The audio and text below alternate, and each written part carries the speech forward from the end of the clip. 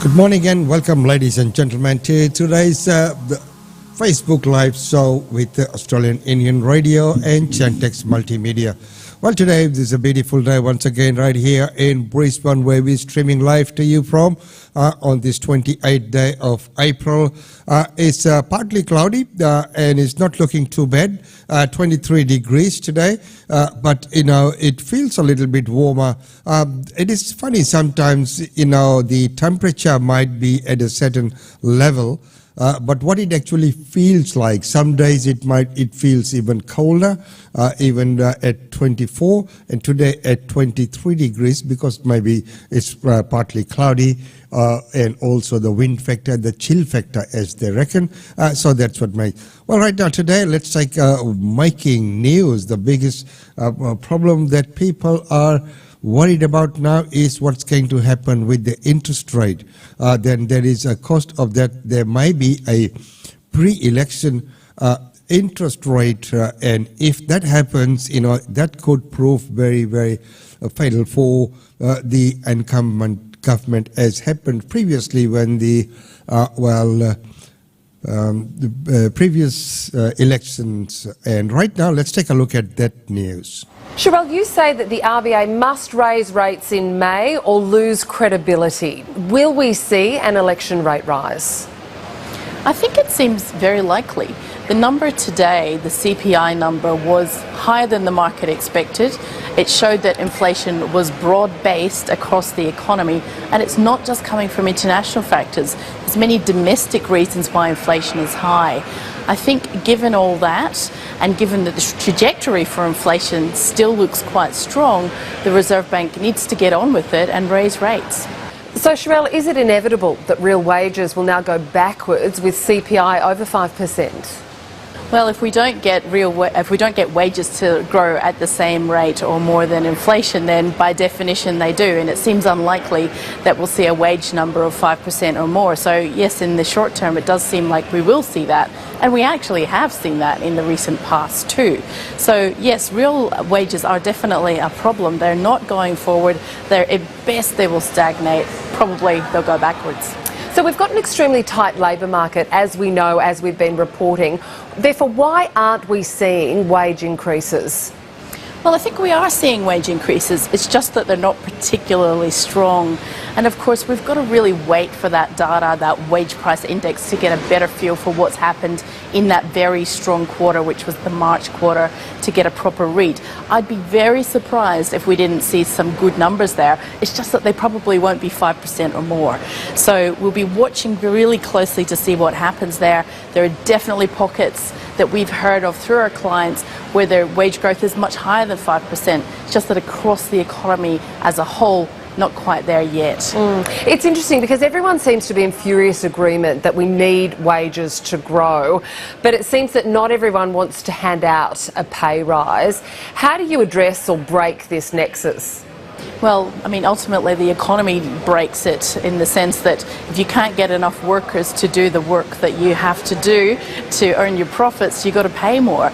And that's essentially, I think, what we're seeing at the moment. Now, we see that more in the segments of the economy where economic activity is higher, so they're the ones actually paying higher wages.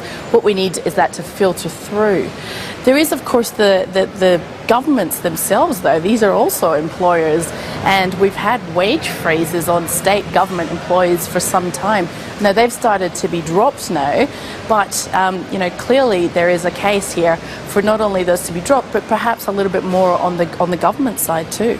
So there's a couple of options to boost wages, but what else do you think should be looked at? Should there be government policies to boost productivity? Should the Fair Work Commission be pushing up the minimum wage? I mean, where will it come from? Is it a multitude of these factors? It is a multitude of factors. Ultimately, what we really want to see is productivity growth in the economy, because that's what legitimately pushes wages higher. That's when employers don't mind paying higher wages, because they're getting more output per worker. So really that's what we want to do. Now, of course, that's easy to say, it's not always easy to do, and particularly in an economy that's been affected by COVID as ours has, where we're sort of seeing, you know, people shifting around and reassessing, and different industries growing and others contracting. I guess the dust is still settling from that. But look, productivity is what it's all about. That's where we get real wage growth. That's where we do things better than the rest of the world, and that's what justifies stronger wages than you might get in any other country, and that's where we'll lift the national numbers. So, Sherelle, the next wages number is out May 18. What are you expecting, and what sort of wage rises do you think we'll see, in which sectors and when?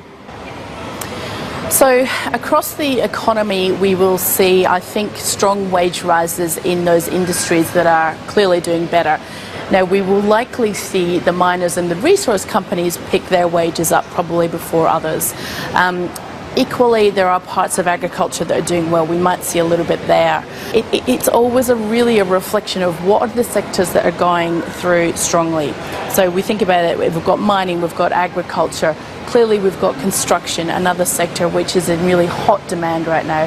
I'd expect to see wages go up there more than any other sector. Sherelle Murphy, thank you for joining. Well, a wonderful report there, highlighting that productivity is the key to a wage rise, and I couldn't agree more with that. That is a very, very good analysis of the situation, that if productivity goes up, then of course, and if the bottom line goes up, then the wages will, of course, inevitably, it will go up. But what are these inflation numbers? How did we get to these inflation numbers? Let's hear from our treasurer. This is not a time to put at risk the gains that we have made. We have come too far. This is a time for strength and stability. This is not a time to roll the dice on fake independence, a weak Labor leader, and the chaos of a hung parliament. Chief Political Correspondent Laura Tingle is with me. Laura, those inflation figures are not welcome numbers in an election campaign. They certainly aren't, Lee. This is the biggest increase in the CPI in 20 years. That's since the introduction of the GST. And I think the important points here are that this isn't a transitory increase, and it's hit the sort of non-discretionary spending harder than discretionary spending. So it's not just a question that petrol prices are higher. Now, that also does make the budget excise cut look a bit puny, but in the middle of a campaign it does raise questions about the government's economic management. Now, as we saw in that grab just now, the Treasurer and also the PM are saying that it's due to factors outside the government's control, that we are doing better than people overseas, and that the bad economic news is a reason to actually stick with the government and not risk uncertainty. But I think that doesn't necessarily appease people who have been finding it difficult to pay their bills. And of course, the government's really big problem here is the performance of wages over the last few years, which hasn't been good, and also the fact that the government's own housing policies have helped fuel the housing price rise. They've also been there for 9 years, so they can't exactly say that they've just inherited all of this. Another thing that's not welcome in an election campaign, of course, would be an interest rate rise. Viewers might remember that the Reserve raised rates in the 2007 election campaign to the Coalition's rage. Could history repeat itself? Well, I think the question here really, Lee, is that history should repeat itself in terms of good economic policy management. The Reserve Bank needs to have ongoing credibility with interest rate settings. It's supposed to be independent. It was proudly made so by the Coalition back in 1996. And that means it should be acting on interest rates regardless of the political cycle. With the annual inflation rate now over 5% and the economy enjoying a bounce back from COVID, it's very difficult for the bank to argue that rates shouldn't rise and rise immediately. Now, the central bank uses an underlying or trimmed mean version of the inflation rate, and it said in its April board minutes it would wait for the underlying rate to be sustainably within the 2 to 3% target range. Now, it was 2.6% in the December quarter, and it's now jumped to 3.7%. Now, the financial markets news service Bloomberg says that traders are not only fully expecting a rate rise next week, there is even an outside chance the increase could be as much as 0.4 to 0.5 percentage points. Now, that's a week of election campaign dominated by interest rate uncertainty and the possibility that rates are going to rise a couple of weeks before polling day. It'll be a very interesting day next week to see what happens, Laura Tingle. It will be very interesting. Wait for that Tuesday for the RBA, and let's see what the announcements would be. Well, it looks like the chances are that the interest rate will go up, and what a time in the middle of an election campaign. Well, we'll just have to wait and see what really happens there. Well, right now, let's look at what are the policies that the ILP and LNP are talking about. One of the things that they're talking about really is the cost of living, which ties in with this the inflation and the other report that we had. If you can't control the prices, try to show you care. We're all friends here. Scott Morrison attempting to spin bad news into a favourable comparison with other nations struggling with high inflation. But there's Australia, performing better than all of them when it comes to cost of living pressures. But two can play at that game. Real wages are going backwards in this country, more substantially than they are in the US. An overheating economy delivering a nasty political curveball. One that goes straight to Labor's central pitch. Everything is going up except people's pay, and they're about to be hit with rising interest rates on top of all of that. Australia is not immune from the international pressures driving up inflation. Labor's economic team revealing its budget strategy and a plan to raise $5 billion over the next 4 years that includes slashing government use of contractors, consultants and labour hire, a waste audit to identify savings and a crackdown on tax evasion by multinationals and those working across borders, including 600 Australian firms, mostly in technology, construction, financing and mining. Tax havens are the hidey holes for ill-gotten gains. Labor to use the revenue to reinvest in improved services, a bolstered public service and paying off some of the $1 trillion debt. If we're successful in May, we will inherit the worst set of budget books of any incoming government. There's one certainty, whoever wins on May 21, interest rates are about to surge. And with inflation well above expectations, this could start as early as next week when the Reserve Bank meets. The last time rates increased during an election campaign was on Melbourne Cup Day in 2007, 2 weeks before voters dispatched John Howard as Prime Minister, a record Scott Morrison won't want to repeat. But some things never change. What Labor has is a tax, a sneaky carbon tax. This bloke is so out of touch you'd need the Hubble telescope to find him. The PM reheating an old scare campaign on climate to deflect from National Senator Matt Canavan's crusade against net zero emissions. His leader insisting there's nothing to see. 2050, we've made an agreement.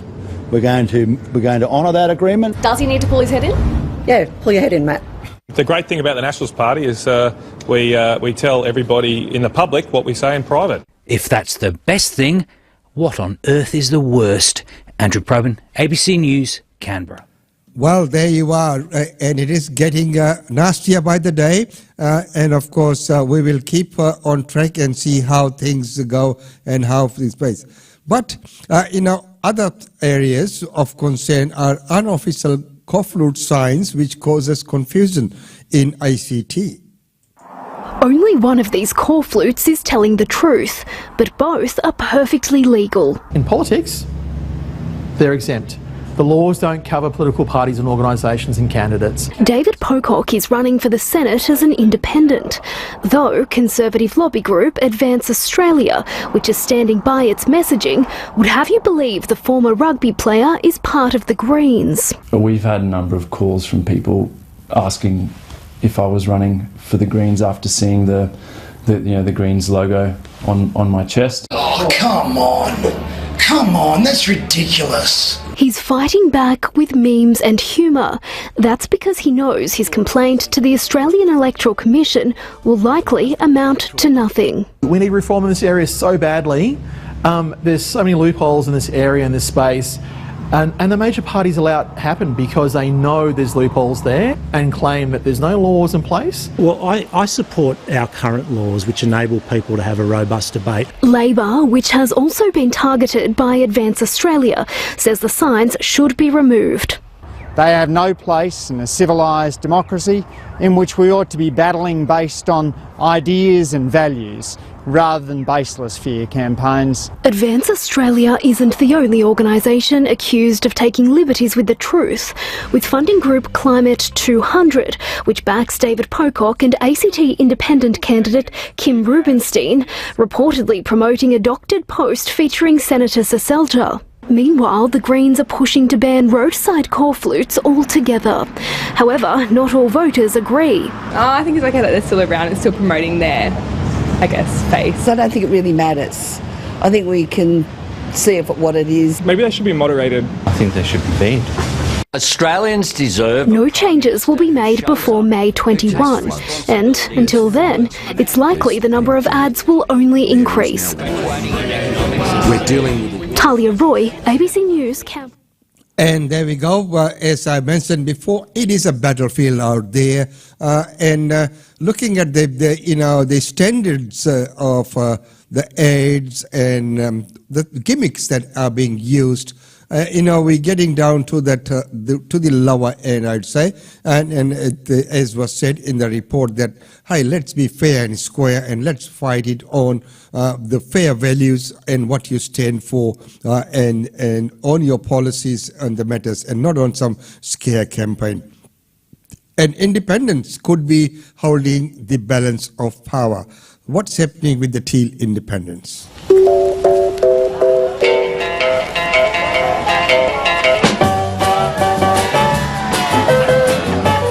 At Manly, in the affluent Sydney electorate of Warringah, independent MP Zali Steggall and her supporters are increasingly confident of another term.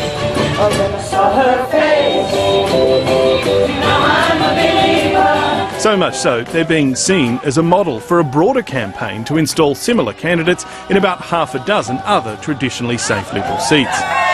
Who said Warringah wasn't loving and cheerful? They are not independents. They are fake. What they're doing is dishonest. It does appear to be a group that's trying to carve out a new space in Australia's political landscape by riding a wave of disillusionment over a lack of action on climate change and the failure to set up a federal anti-corruption watchdog. What you have to look at is why. Why is there this movement? Why are people turning to this need to do politics differently? And that's because business as usual isn't working.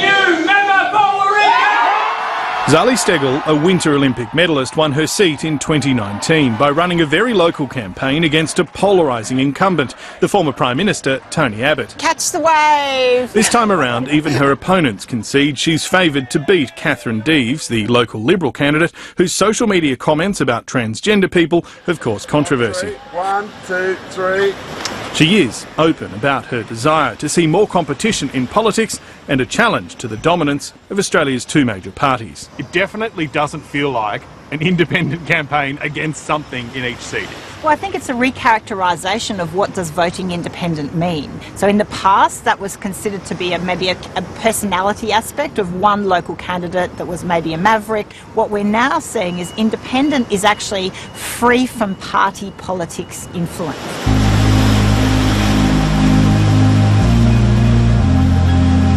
Just up the coast in the neighbouring seat of Mackellar, independent candidate Sophie Scomps, a Northern Beaches GP, has amassed an army of volunteers. Dr Sophie, running at the next election. We've been Liberal for 70 years now, so they've been able to ignore us and take us for granted.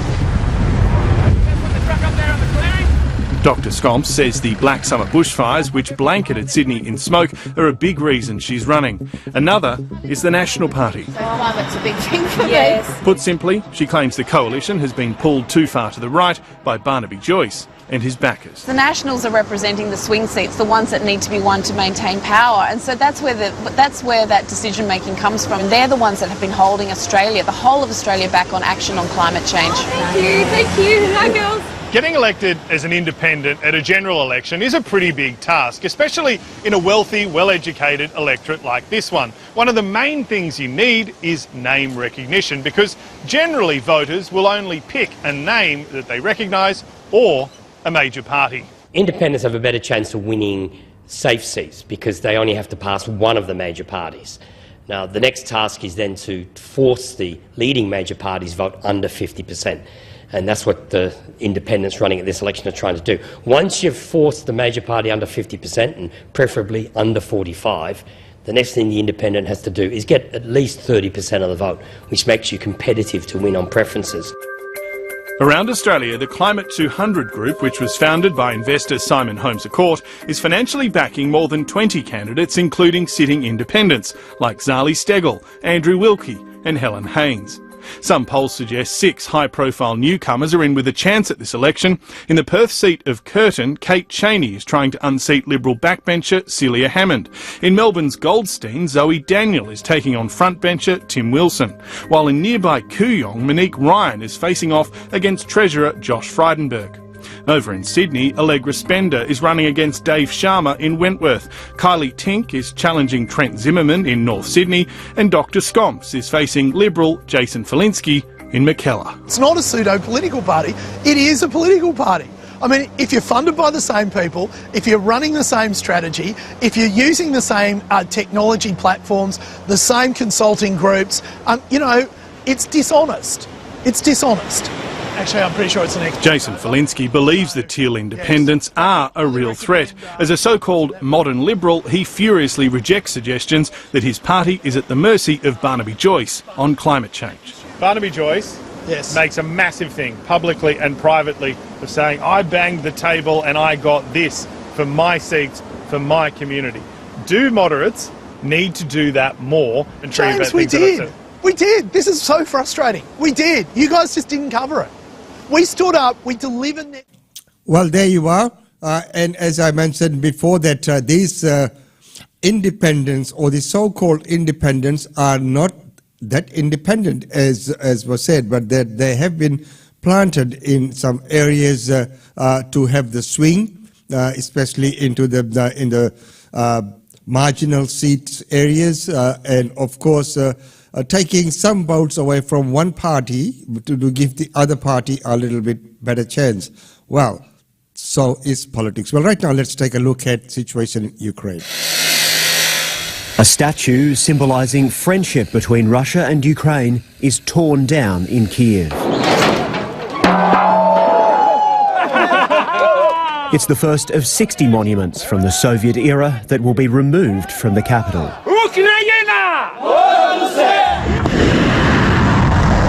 Russia's military is creating havoc in the south and the east. Moscow says it's fired 1,300 missiles into Ukraine since the start of the war. Ukrainian troops are fighting back, but their supplies are limited. The US has marshalled 40 countries, including Australia, to send more weapons to Ukraine. In a major policy reversal, Germany has announced it will send dozens of anti-aircraft tanks.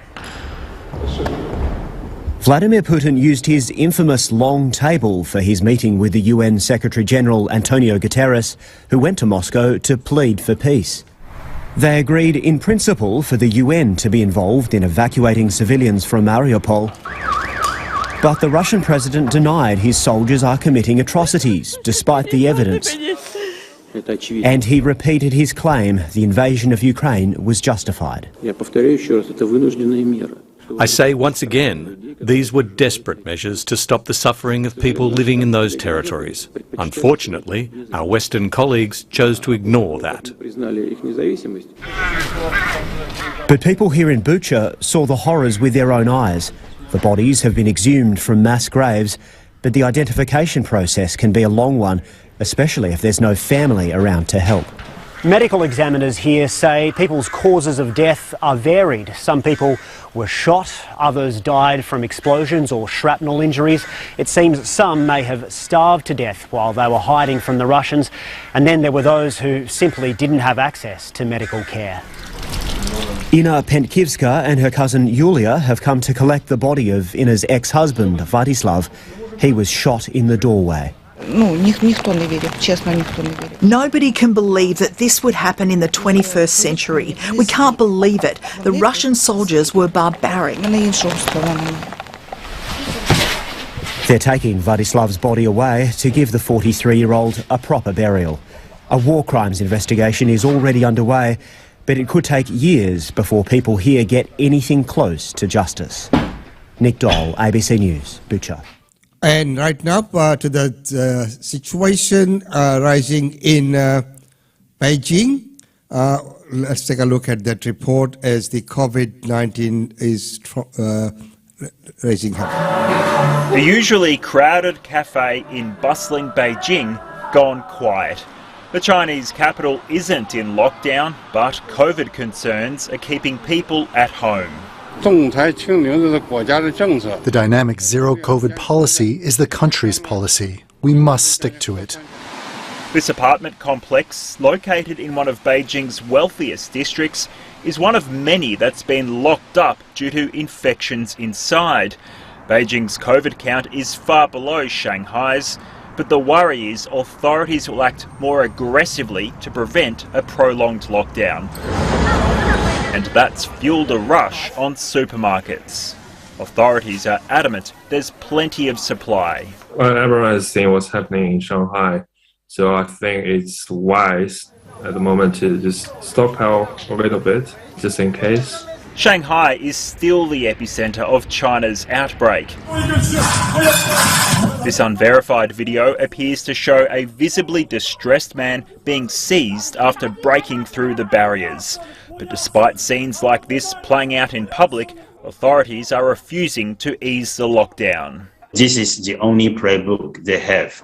China's strict lockdown strategy worked when it tackled SARS, and then again for the original Wuhan outbreak.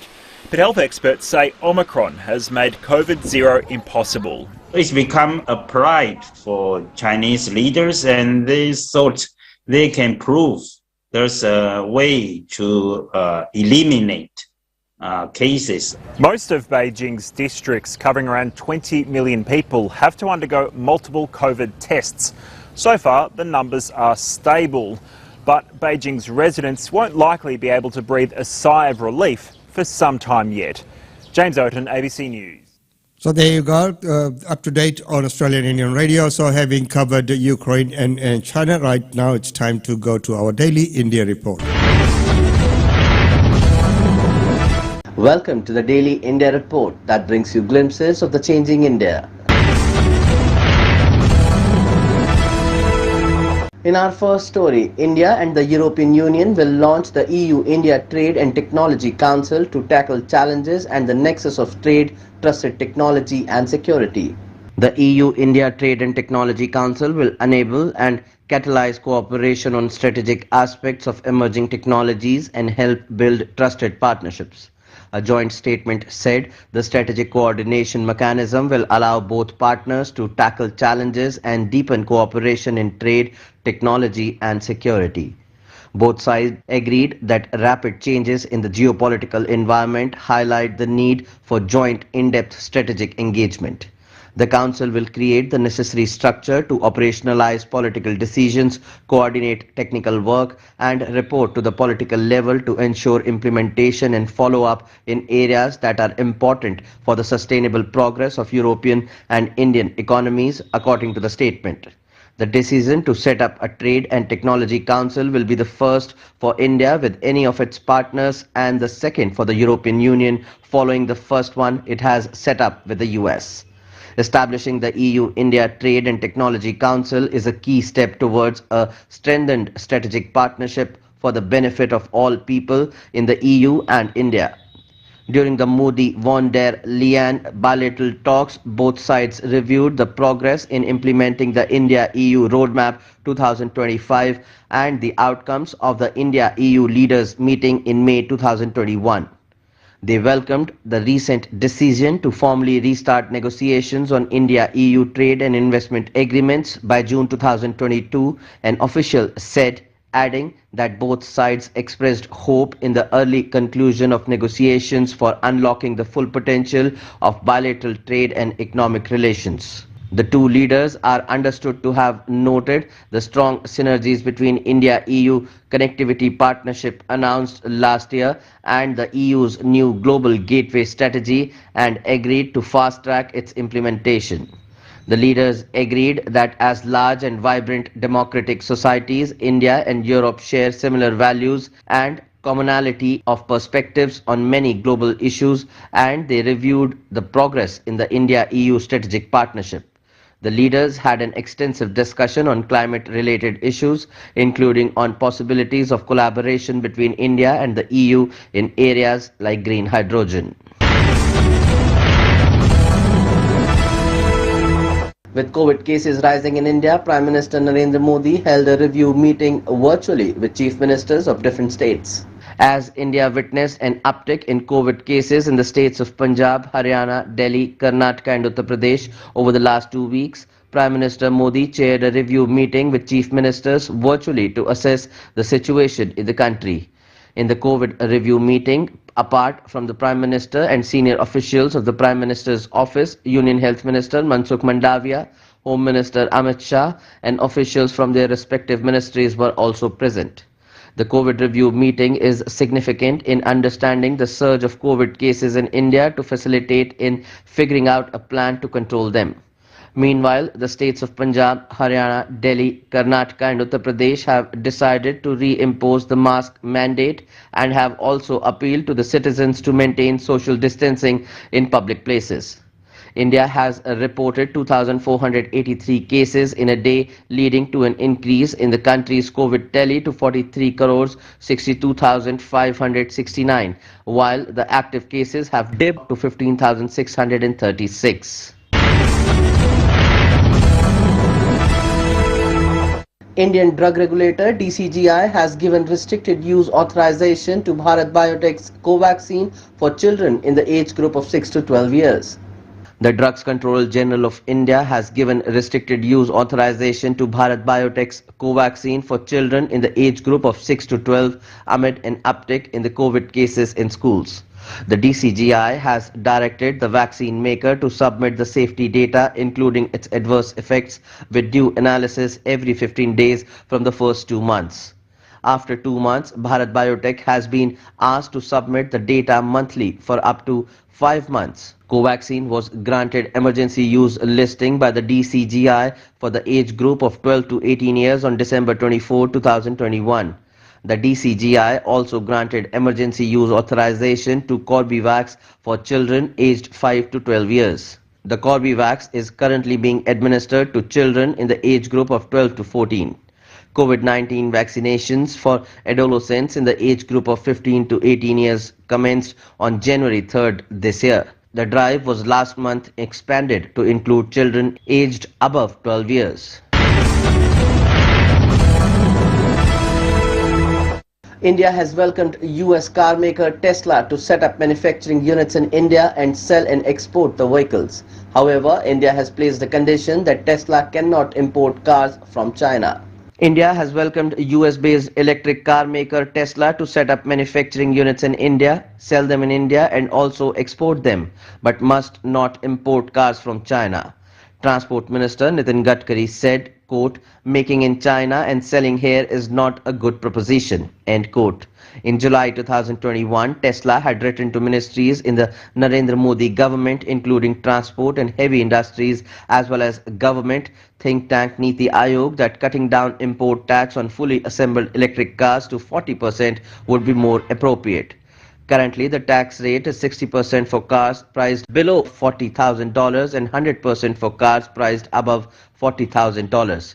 Earlier, other luxury car makers had also lobbied for a reduction in import duty, but opposition from rivals with domestic operations prevented any success. Tesla has reasoned that a 40% import duty will make a car more affordable, but the threshold will be still high enough to compel them to manufacture locally if the demand grows.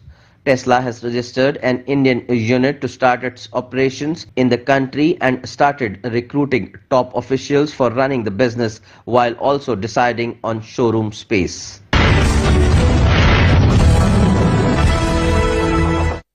The India-Australia Comprehensive Economic Cooperation Agreement has helped the Indian pharma industry to go global and grow its business. The CECA has thrown up the potential to increase bilateral merchandise trade. India's domestic pharmaceutical industry in particular is seeing a plethora of opportunities for international trade. The Indian Pharmaceutical Alliance has said that the development will further cement the already deep, close and strategic relations between the two countries. This agreement contains scope for enhancement in bilateral trade through improved access. One of the major positive steps forward provided by the agreement is that the Therapeutic Goods Administration of Australia will utilize reports from a comparable regulator as recognized by it in relation to the pre-market evaluation of products. This opens the pathways for fast-track approvals for Indian pharmaceutical products and manufacturing facilities having approvals from at least one of the regulatory authorities' reference countries. It is an important milestone as Indian companies approved by comparable overseas regulators will have expeditious approvals and thereby rapid market access in the Australian pharmaceutical market. The pharmaceutical industry needs to build capacities across business functions to help India achieve its vision of growing its pharmaceutical industry to $130 billion by 2030. Consolidating extant export markets and exploring newer markets, thereby expanding global footprint, will be important. More and more pharmaceutical companies need to venture into specialty and innovation areas such as biosimilars, complex generics, novel biologics, customized medicines, preventive medication, and addressing unmet patient needs to expand our market.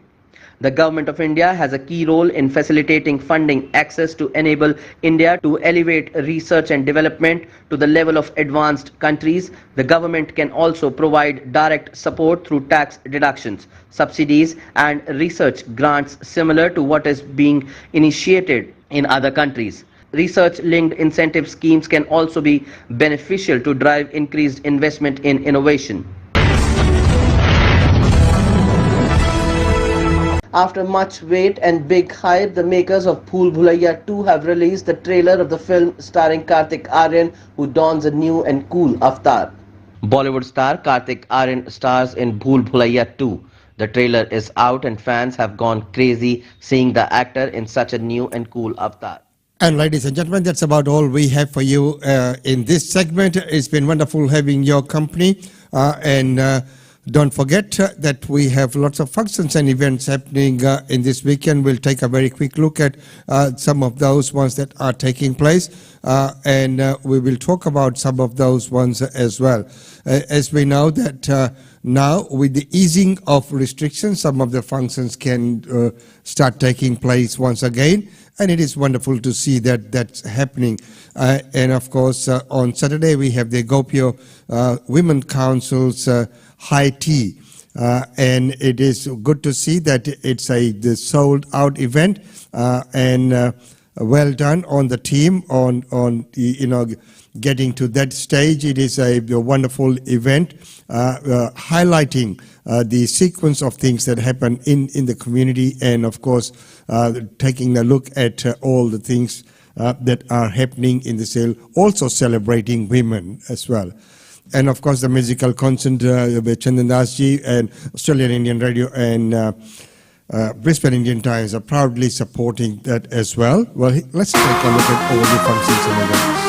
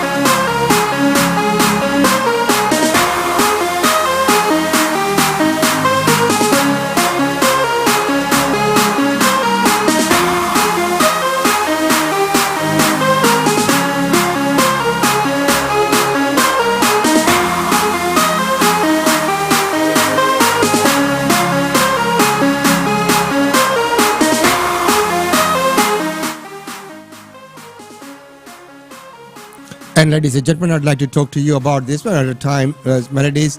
This is happening on the Saturday as well, 6:30 till 9:30, Queensland Community Centre, and it's going to be a wonderful event. If you can see the row and the alignment of the number of stars that are going to be present, and it is a great event.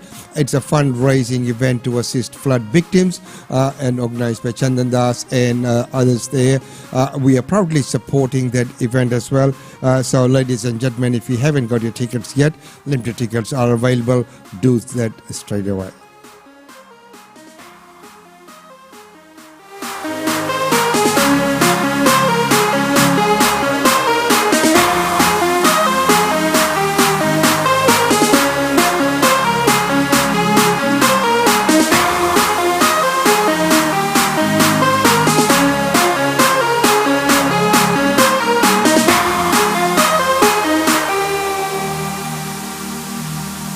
And with that, it's time to say goodbye from this segment today. It's been wonderful having your company as usual, and we'd like to place on record our sincere thanks to everyone who shares our posts and likes and comments. And if you too would like to be featured, we'll be happy to bring you up here on the show as well. So it's goodbye from me from this segment. Until next time, we'll see you then. Take care.